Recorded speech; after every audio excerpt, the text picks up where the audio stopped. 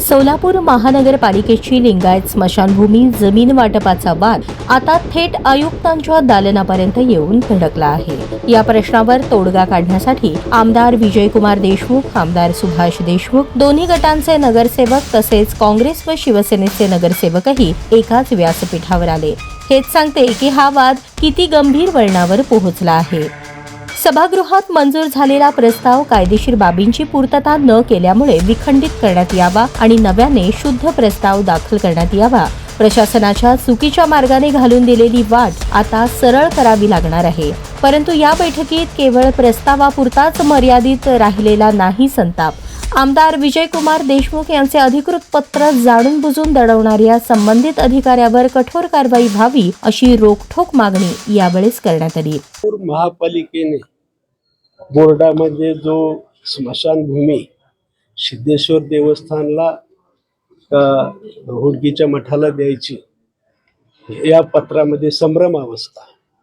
वास्तविक या तालुक्याचे ज्येष्ठ नेते आदरणीय विजयकुमार देशमुख मालक विधानसभा सदस्य यांनी जुलै 25 एक पत्र दिलेलं आहे महापालिका आयुक्तांना की ही स्मशानभूमीची जागा वापरण्यास, सुशोभीकरण करण्यास द्यावी। त्या पत्रात कोणत्याही संस्थेचं नाव नव्हतं। परत विजयकुमार देशमुख मालकांनी 30/7/25 एक पत्र दिलं की ही संस्था म्हणजे ही जागा ब्रह्मनाथ मठ जे आहे हुडगीचा त्या मठाला द्यावी असं पत्र दिलं।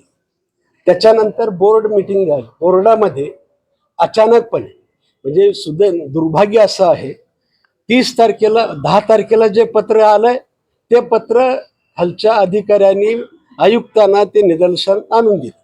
वास्तविक त्याच्यानंतर 30 जुलैला जे पत्र आलेलं होतं ते पत्र मात्र दडवून ठेवलेलं आहे। ते पत्र दोन्ही इनवर्ड आहेत, म्हणजे असं नाही की आमदार महोदयांनी पत्र लिहिलंय आणि आपल्या कार्यालयातच ठेवलंय।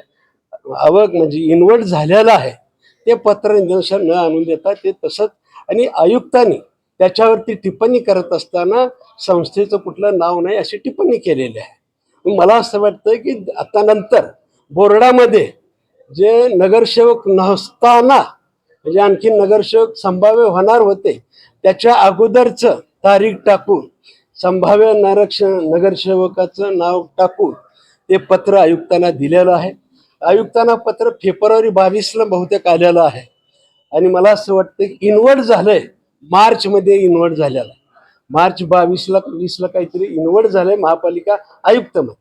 आणि आयुक्त साहेबांची वास्तविक 2 एकर जागा आहे, म्हणजे 2 गुंठे जरी जागा द्यायची असेल तर कार्यालयाचा आयुक्त महोदयांचा अभिप्राय घेणं अपेक्षित असतं। परंतु 2 एकर जागा एखाद्या संस्थेला देत असताना आयुक्तांची कुठलीही टिप्पणी नाही त्याच्यावरती, आणि डायरेक्ट पत्र देऊन मागच्या तारखेचं संभाव्य नगरसेवक गृहीत धरून झालेलं आहे असं गृहीत धरून त्या पत्राचा आधार धरून बोर्डाने मला असं वाटतं की ती जागा अन्य कुणाला तरी देण्याचा ठराव केलेला आहे। मला असं वाटतं की हा ठराव चुकीचा वाटतोय। अन्य सोलापूरकरांच्या सर्व ह्याच्या भावना ह्या तीव्र आहेत आणि माननीय आमदार महोदय विजय मालकांनी भावना व्यक्त केल्या। तुम्ही अधिकाऱ्यांनी कोणत्याही प्रकारचं राजकारण करू नका, समाजामध्ये तेढ निर्माण करण्याचं काम तुम्ही करू नका। उलट अमोल बापू शिंदे यांनी इतक्या उत्कृष्ट मांडणी केलेली होती की हा ठराव कोणत्याही संस्थेला जागा द्यायची असेल तर सोलापूर शहरातले 3 लोकप्रतिनिधी आहेत, दोन्ही संस्थाचे प्रमुखाला बोलवा, साधक बाधक चर्चा करा, कोणाची क्षमता आहे, कोण तयार आहे त्याच्या बाजूने ठराव करून द्या। आता ठरावाची घाई का? परंतु घाई कशासाठी? केवळ शहराचं श्रेय मीच केलेलं आहे असं श्रेय घेण्यासाठी हे सर्व केलेलं आहे, आणि त्याला जो अधिकाराचा सपोर्ट मिळतोय त्या अधिकाऱ्यावर मात्र कारवाई होणं गरजेचं आहे। कारण 30/7चं पत्र म्हणजे 10/7चं पत्र, त्याच्यानंतर 30/7ला पत्र येतंय, त्याच्यानंतर नगरसेवक नसतानाच प्रिंट काढून त्याची प्रिंट तयार होती, त्याच्या पत्रावरती हे ठराव होतो। ठरावाला कोणत्याही परिस्थितीचा अभिप्राय महापालिका आयुक्ताचा नसताना हा ठराव कसा होतो हे बी गोड बांगारा. आणि मग मला असं वाटतं ह्याच्यावरती दोषीवरती कारवाई करणं अत्यंत गरजेचं आहे.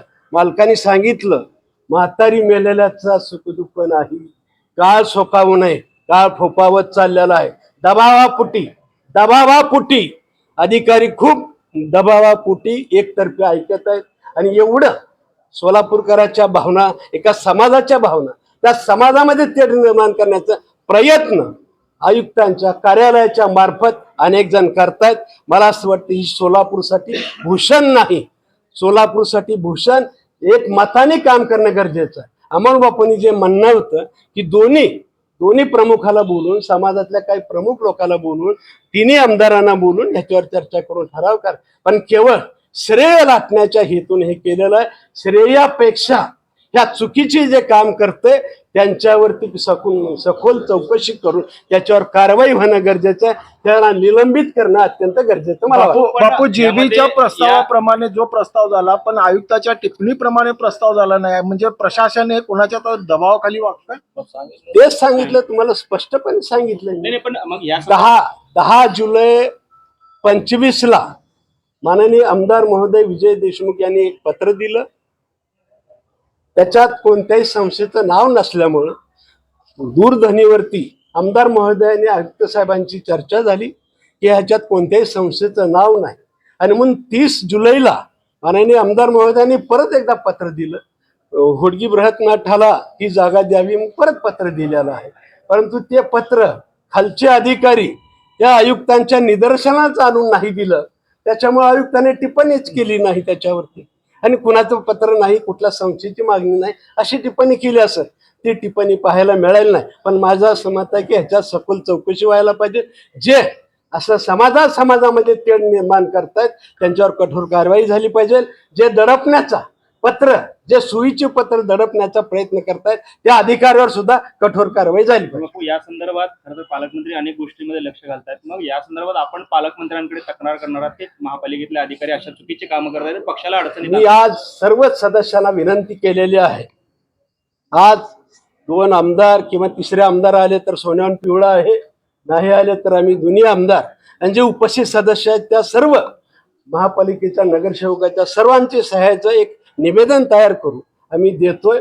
त्या निवेदनामध्ये स्पष्ट म्हणतोय की ते निवेदन महापालिका आयुक्तांनी ते मान्य करू नये, कारण त्यांचा अभिप्राय नाही, त्यांची टिप्पण कुठलंही नाही, त्याच्यामुळे हा ठराव मान्य करू नये असं पत्र देणार आणि त्याची कॉपी पालकमंत्र्यांना सुद्धा देणार, आमच्या नगरविकास मंत्र्यालाही देणार आणि न्याय घेण्याचा प्रयत्न करणार.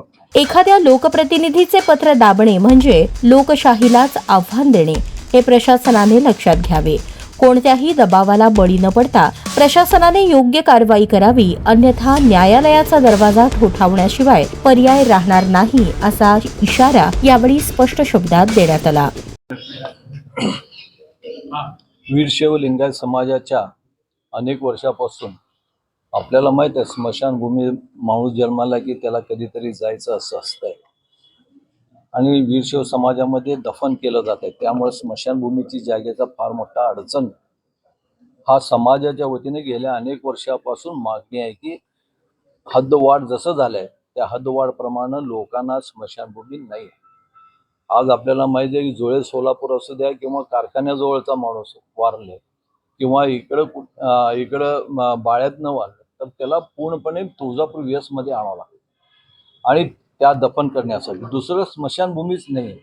आणि त्यासाठी मी एकदा तिथं हिंदू स्मशानभूमीच्या इथं गेलं असताना तिथं रिकामं जागा दिसलं, गौऱ्या मारत होते त्या जागेवर. मग मी आयुक्तांना आल्यावर मी आयुक्तांशी संपर्क केला की बाबा इथं जागा रिकामं दिसते, कुठल्या संस्थेमध्ये किंवा कुठलं दफनभूमी तिथं नाही आहे आणि आजूबाजूला सगळे दफनभूमी आहेत, तर जर करता ते वीरशैव लिंगायत समाजाला मिळत असेल तर आपण मिळवून द्यावं. मग ते म्हणले की तुम्ही एक पत्र द्या. माझ्या पत्राप्रमाणे आयुक्त आणि अधिकारी जाऊन ते जागेवर जाऊन आले आणि ते देण्यास होकार केलं. आणि ह्या सगळ्या गोष्टीचं पुढं काय झालं का नाही बापूंनी सगळं सांगितलं.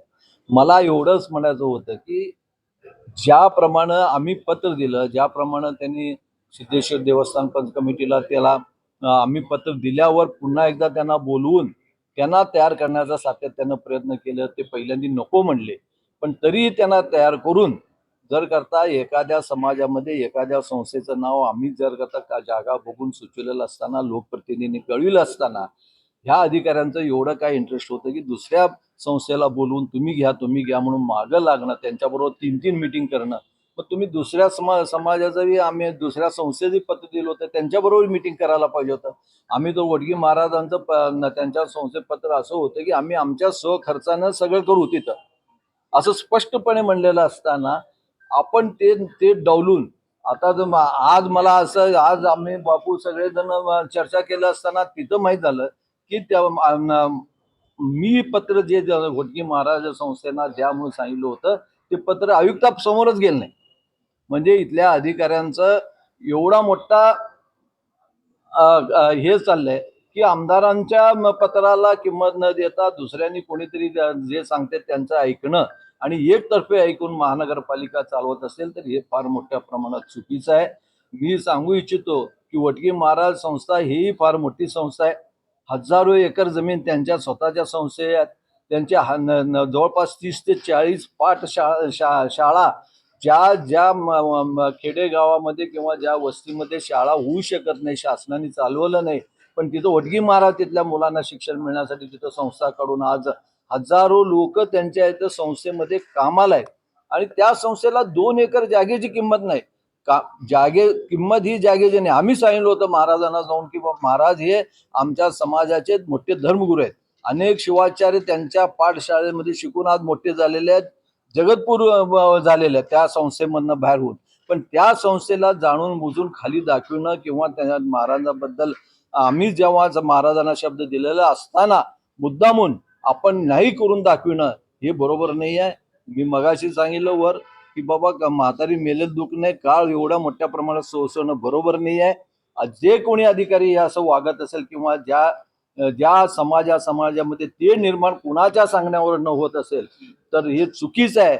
मी तर सांगू इच्छितो की आमच्यातला कोणी आमदारही असो किंवा कोणी नगरसेवक असो, पण असं वागत असेल तर त्याला समाज कधी माफ करणार नाही. मग ह्याच्यामध्ये कुठेतरी आर्थिक देवाणघेवाण अधिकाऱ्यांनी केलेली आहे का? जर का तसं असेल आणि तुम्हाला इथं नाही न्याय मिळाला तर मुख्यमंत्र्यांकडे तुम्ही जाणार का? न्यायालयात जाणार नाही. आर्थिक व्यवहार झालाय का नाही आम्हाला असं वाटत नाही, पण कुणाच्या तर दबावाखाली मात्र हे नक्की झालेलं आहे. इथं न्याय मिळावं. आपण आता मगाशी बापूंनी सांगितलं, आम्ही सगळ्यांनी सांगितलं की याच्यामध्ये एक पत्र तयार करून आम्ही आयुक्तांकडे देऊ.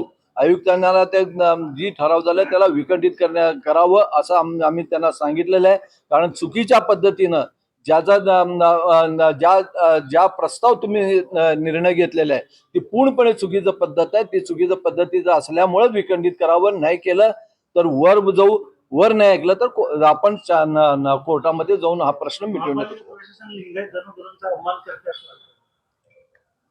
महानगर प्रशासन काय केलंय काय नाही वाटायचं काय स्पष्टच आहे ना. आज आपल्या सगळ्याच्या समोर आहे. 2 लिंगायत समाज, एवढं मोठं लिंगायत समाज सोलापूर शहरामध्ये असताना आजपर्यंत कुणीही कुठलंही राजकारण करत असताना कोणी असं समाजामध्ये भांडणं लावून कधी राजकारण केलं नाही.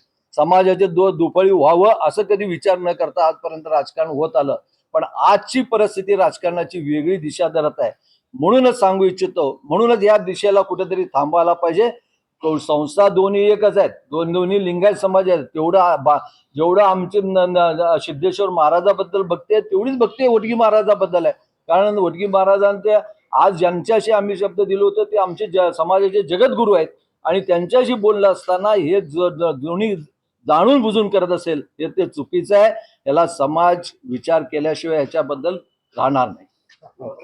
सर्वात महत्त्वाचा मुद्दा, प्रशासनाने आपल्या चुकीच्या निर्णयांनी समाजात फूट पाडण्याचे काम करू नये. मृतांच्या अंत्यसंस्काराच्या जागेवरून जिवंत माणसांमध्ये दरी निर्माण होणे हे कोणत्याही सुजाण प्रशासनाला शोभत नाही. सोलापूर महानगरपालिकेने परवा जो ठराव केलेला आहे महापालिकेमध्ये तो विखंडित करण्याकरता आता सर्वांनी सांगितले की सर्वांच्या मध्ये आम्ही सह्या करून आयुक्तांना पत्र देणार आहेत. तो आयुक्तांनी विखंडित करावा आणि येणाऱ्या नवीन सभेमध्ये आम्ही सभासद प्रस्ताव हुडगी मठ या संस्थेला स्मशानभूमीची जागा द्यावी याकरता आम्ही येणाऱ्या सभागृहामध्ये तो प्रस्ताव आणणार आहे आणि तो मंजूर करून घेऊन पुन्हा एकदा आम्ही संस्थेला जागा देण्याकरता प्रयत्न करणार आहोत. आता चेंडू प्रशासनाच्या कोर्टात आहे. योग्य निर्णय वेळेत घेतला नाही तर हा वाद न्यायालयाच्या उंबरठ्यावर जाईल आणि त्याची जबाबदारी प्रशासनाचीच असेल. आमदार विजय देशमुख मालकाने घेतलाय. आमचे नगरसेवक वड्डेपल्ली यांचे मिस्टर वाडला मैतीला गेल्यानंतर हे जागा मालकांनी बघितली होती. तिथूनच मालकांनी आयुक्तांना फोन लावला की अशी जागा आहे आणि आम्ही पत्र देतोय. त्याचं मूळ पत्र मालकांचं आहे, दोन्ही पत्र मालकांचे आहेत. ते जागेचा शोध घेणं, जागेचा उतारा काढणं, जागेचे पाठपुरावा करणं मालकांनीच केलंय आणि मालकाच्या मतदारसंघातलं असल्यामुळं मालकांचंच पत्र या ठिकाणी लपवलं गेलं. त्या अधिकाऱ्याला मात्र सजा झाली पाहिजे, त्याच्यावर कारवाई झाली पाहिजे आणि मूळ जो प्रस्ताव आहे तो लपवून ठेवला, तो महापौरकडे पाठवला नाही, हे देखील गांभीर्य आयुक्ताचं आहे. तर वास्तविक आता हे सगळं प्रकरण बघितलं तर हा जो प्रस्ताव झालाय नगरसेवकाच्या सांगण्यावरनं, महापौरच्या सांगण्यावरनं, तो विखंडित करावा आणि नवीन प्रस्ताव दाखल करून जर त्यांच्याकडे बहुमत असं वाटत असेल तर आणखी एकदा प्रस्ताव आणून कुणाचं बहुमत आहे त्या ठिकाणी दाखवून देऊ आणि ते प्रस्ताव मंजूर करू आणि वडगी मठाला आणि मालकांचा जो मागणी ती या ठिकाणी मागणी मान्य झाली पाहिजे. ओके.